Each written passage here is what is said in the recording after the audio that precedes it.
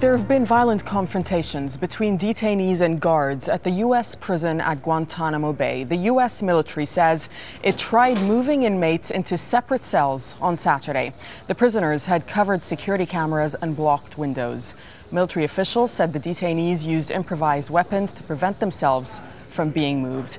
Let's cross over to Carlos Warner in Washington. Carlos is an assistant federal public defender who's representing 11 Guantanamo detainees. Good to have you with us on Al Jazeera. So the military over at Guantanamo is saying that by isolating the detainees, what they were trying to do is break up the hunger strike that's been going on since February. Is that how you understand the situation to be?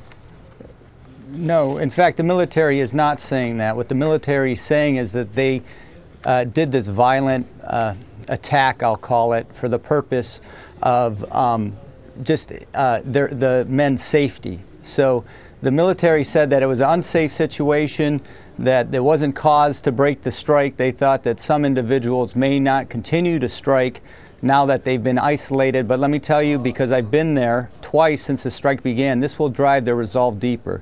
This will cause them to strike longer and harder. The military has gone in completely the opposite, wrong direction by taking these steps. Carlos, is the issue here the hunger strike by the detainees, or is it the mishandling of the Qur'ans that sparked the hunger strike, or is it really the plight of these detainees that are in Guantanamo with no legal process and stuck in limbo? Well, the search of the Qur'ans sparked the flame. But what is happening here is desperation, and it's because President Obama and his administration has abandoned Guantanamo Bay. There can be no other way to put it. There's nobody in the administration, as it stands today, charged with closing Guantanamo. So President Obama says offhandedly that he's still committed to closing Guantanamo, but nobody's doing the work.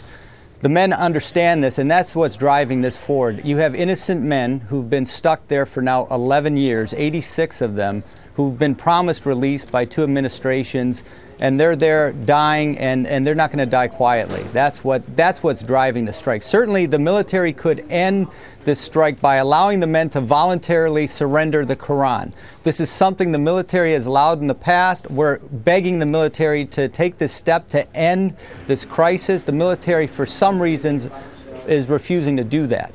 And we're asking that President Obama intervene for that solution too. Please order that the men be allowed to voluntarily surrender the Quran to the military so they will begin eating again. Then we can get to work closing Guantanamo. And what kind of response are you getting from the Obama administration? And where does this leave all the prisoners and the 11 men, your clients, that you're representing? Well, there's no response from the Obama administration. They say they're monitoring what's happening in Guantanamo, but again, nobody's assigned to close it. So there is nobody I could call in the administration and say, please make a call to Guantanamo. Tell the guard force to allow the men to surrender the Quran so they can begin eating again. So there is no response at all. The important thing is that we need to take this one step at a time. We need the men to start eating again, and then we need President Obama to put his will behind his promise to close Guantanamo. And Carlos, just finally, let me ask you, how long are the prisoners telling you, your clients, that they will continue to strike for? They're going to strike until the death. There's resolve. This is the biggest crisis the prison has ever seen.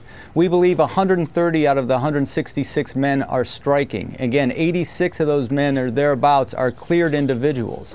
The military and the administration is playing chicken with an opponent that has nothing to lose.